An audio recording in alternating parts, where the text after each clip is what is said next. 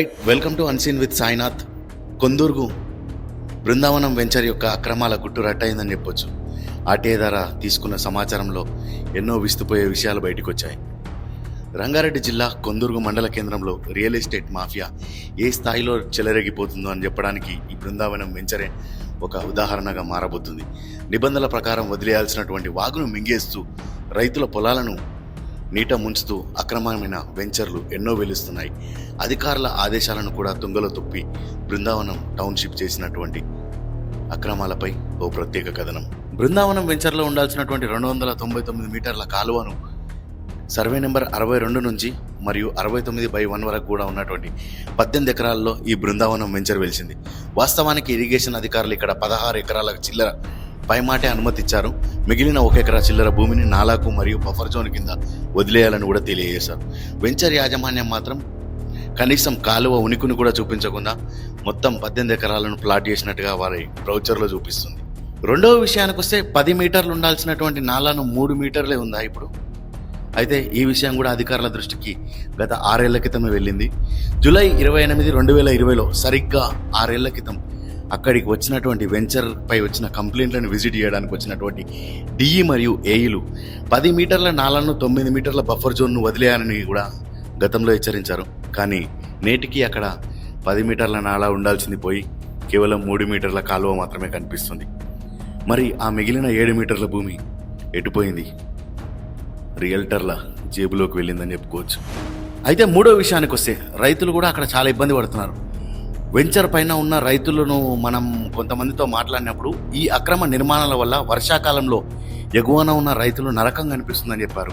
ఎందుకంటే సహజంగా ఉండాల్సినటువంటి వాగును రూపం రేఖలు మార్చి పైపులు వేయడం వల్ల వరద నీరు ఎక్కడికి వెళ్ళలేక అక్కడే తట్టుకొని ఆ వాటర్ అంతా కూడా పైన ఉన్న పంట పొలాల్లోకి వెళ్ళి వాళ్ళ పంటలు ఖరాబ్ అవుతున్నాయని కూడా రైతులు వాపోయారు.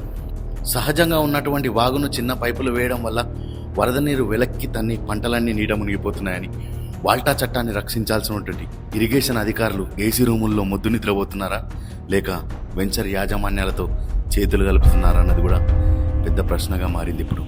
అయితే ప్రజలు కోరుతున్న విషయం ఏంటంటే ఇప్పటికైనా జిల్లా కలెక్టర్ గారు ఇరిగేషన్ ఉన్నతాధికారులు స్పందించి వచ్చే వర్షాకాలంలో పైనా సరే ఈ నాలాను అక్రమ నిర్మాణాలను తొలగించి రైతులకు న్యాయం చేయాలని, లేదంటే స్థానిక ప్రజలతో కలిసి పెద్ద ఎత్తున పోరాటాలు కూడా చేయొచ్చు అని చెప్పి మనతో కొంతమంది రైతులు కూడా వాళ్ళు షేర్ చేసుకున్న విషయం జరిగింది.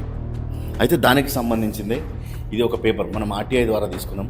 ఈ పేపర్లో 18 ఎకరాల అప్రూవల్ కోసం వెళ్ళిన ఈ వెంచర్ యాజమాన్యానికి 16.7.3 ఇంత వెంచర్ చేసుకోవాలని అబ్జర్వ్డ్ మ్యాక్సిమం ఫ్లోటింగ్ లెవెల్స్ కూడా మెన్షన్ చేశారు. అప్లికెంట్ ఏరియా బఫర్ జోన్ కూడా మెన్షన్ చేసి పర్టికులర్గా మీరు కేవలం 16 ఎకరాల్లో మాత్రమే వేసుకోవాలి అని చెప్పారు. అయితే దానికోసం వాళ్ళు ఇచ్చిన కొన్ని పేపర్స్ కూడా ఉన్నాయి. ఇక్కడ కూడా మెన్షన్ చేశారు క్లియర్గా. ఎంత అంటే టోటల్ ఎక్స్టెండ్ ఏరియా 18 ఎకర్స్ అయితే 19 acres total extend area. Total extend area applicant extend area 18 acres అయితే దాంట్లో 16.7 ఎకర్స్ మాత్రమే వాళ్ళు వెంచర్ చేయాలని చెప్పి చూపించారు ఇరిగేషన్ అధికారులు. అయితే ఈ వెంచర్ను గతంలో కూడా అధికారులు వచ్చి అబ్జర్వేషన్ చేశారు. అంటే కొన్ని కంప్లైంట్స్ వెళ్ళినాయి 2020లో వాటర్ ఫ్లోటింగ్స్ వచ్చినప్పుడు. ఒకసారి ఈ వీడియో చూడండి.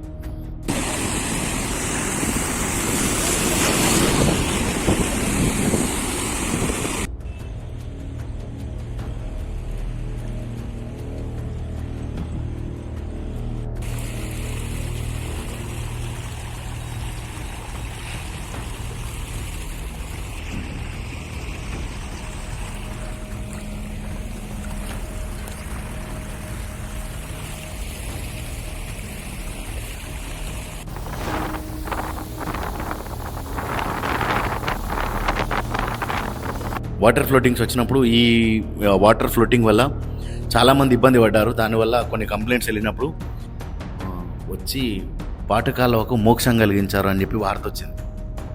అంటే జస్ట్ ఆయన వచ్చి విజిట్ చేసి ఇది ఇట్లుండాలి రూల్స్కు విరుద్ధం, ఇట్లాంటిది ఒకవేళ మీరు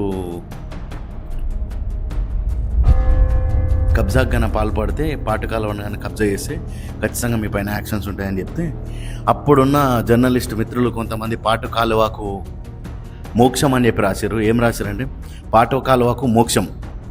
అక్రమ నిర్మాణంపై స్పందించిన అధికారులు కాంక్రీట్ కట్టడాలను తొలగించాలని హెచ్చరిక. అధికారుల చర్యలతో మీడియాపై నిర్వాహకులు కస్సుబుస్సు అని చెప్పి అంటే వార్తలు రాసే అప్పటి వెంచర్ యాజమాన్యం కస్సుబుస్సు అన్నదని కూడా రాశారు.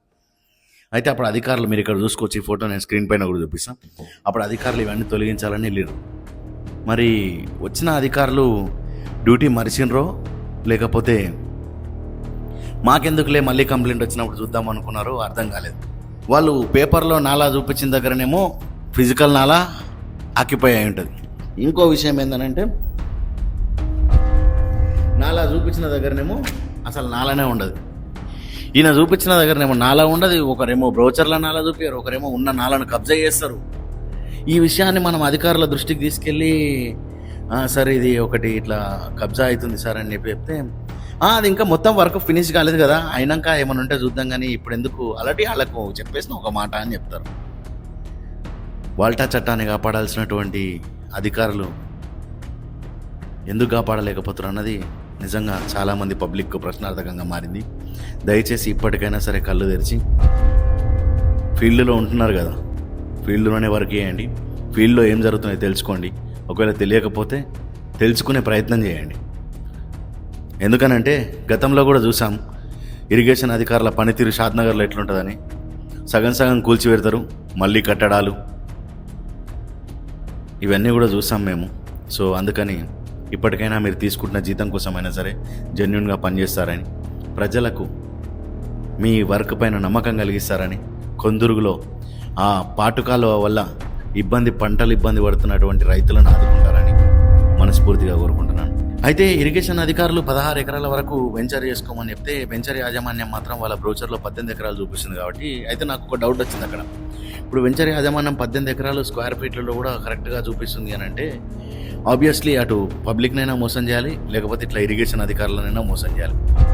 అయితే ఇరిగేషన్ చట్టం ప్రకారం ఏం చెప్తుందంటే ఎలాంటి వాగులపైన కానీ చెరువులపైన ఇలాంటి వాటిపైన ఎలాంటి కృత్రిమ నిర్మాణాలు చేపట్టద్దు అని చెప్పి చెప్తారు. ఇదే అధికారులు వార్తా కథనాలు వస్తే రాయికల్ టోల్ ప్లాజా ఉన్న సంజీవని ప్రాజెక్ట్స్ దగ్గర పోయి సగం సగం కూల్చివేతలు చేసి వచ్చారు.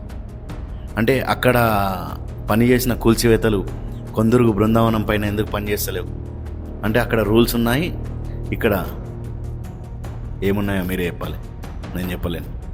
ఎందుకంటే అక్కడ వార్తా కథనాలు వస్తే రూల్స్ పాటించాల్సి వచ్చింది, రూల్స్కు అనుగుణంగా మీరు వెళ్ళి సగం సగం కూల్చొచ్చారు. రూల్స్ మొత్తం కూల్పమంటే అక్కడ కూడా మీరు సగమే కూల్చొచ్చారు. కాకపోతే ఇక్కడ అసలు కూల్చడానికి కూడా ఇష్టపడతలేరు అని అంటే ఇరిగేషన్ అధికారుల డెడికేషన్ ఎంత ఉందన్నది మనకు క్లియర్గా అర్థమైపోతుంది. అక్కడ నాలా ఎక్కడుండో తెలియదు, వాగు ఎక్కడుందో తెలియదు, వెంచర్ అంతా మొత్తం వాటర్ అయిపోతుంది. అక్కడ నివసిస్తున్న వాళ్ళు ఇండ్లకి వెళ్ళి బయటికి వెళ్ళి చిన్నపిల్లలు ఎవరైనా వాడే ఏదైనా చచ్చిపోతే అప్పుడు ఇన్సిడెంట్ అయితే కానీ మీరు అప్పుడు స్పందిస్తారు. అప్పుడు కూడా గ్రామ పంచాయతీలకే ఇబ్బంది అవుతుంది, మీకేం కాదు. ఎందుకంటే మీరు వెంచర్ యాజమాన్యాలు కలిసి చేస్తున్నటువంటి అక్రమాలకు బలి కావాల్సింది గ్రామ పంచాయతీలే కదా రేపు పొద్దున కూడా. ఎందుకంటే వాళ్ళే కదా ఏదైనా అన్ఎక్స్పెక్టెడ్ ఏదైనా జరిగినప్పుడు ఉరుక్కుంటూ వచ్చి వర్క్ చేయాల్సింది వాళ్ళే కదా, ప్రజా పరిషత్ కార్యాలయాల ఉద్యోగులే. కాబట్టి వాళ్ళు బలి అవుతారు మీరు చేస్తున్న మిస్టేక్స్కి. అయినా మీరు నిజంగా తెలుసుకోవాలి సార్, ఎందుకనంటే ఎప్పుడు ఫీల్డ్లోనే ఉంటామని అంటారు.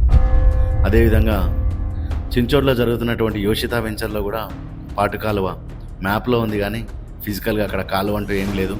2 మీటర్ నాలా, 2 మీటర్ బఫర్ జోన్, అది కూడా ఎక్కడ కనిపిస్తలేదు. ఒక్కసారి దాన్ని కూడా మీరు దృష్టి సాధిస్తారని కోరుకుంటున్నాను. అధికారి వచ్చి ఇవన్నీ తీసేయండి అని చెప్పి వాళ్ళకు నోటీసులు ఇచ్చి పేపర్లో న్యూస్ వచ్చి అంత వచ్చినాక కూడా యాజమాన్యం కట్టడాలను అలాగే చేసుకుంటూ వెళ్ళింది అని అంటే అధికారులను మభ్యపెట్టిర్రా లేకపోతే మేనేజ్ చేసిర్రా అన్నది మీరే చెప్పాలి. పేపర్లో మాత్రం అన్నీ కరెక్ట్గానే ఉన్నాయి, ఫిజికల్గా మాత్రం అక్కడ ఏవి కరెక్ట్ లేవని అర్థమైపోతుంది. సార్ ఒక్కసారి చూడండి, వచ్చి వెంచర్ను చూస్తే అర్థమవుతుంది ఏంది పరిస్థితి అని. వచ్చేది వర్షాకాలం, అప్పటిలోపైన మీరు చర్యలు తీసుకుంటారని కోరుకుంటున్నాను. మరిన్ని ఇలాంటి ఇంట్రెస్టింగ్ స్టోరీస్ కోసం please stay tune and seen with Sainath.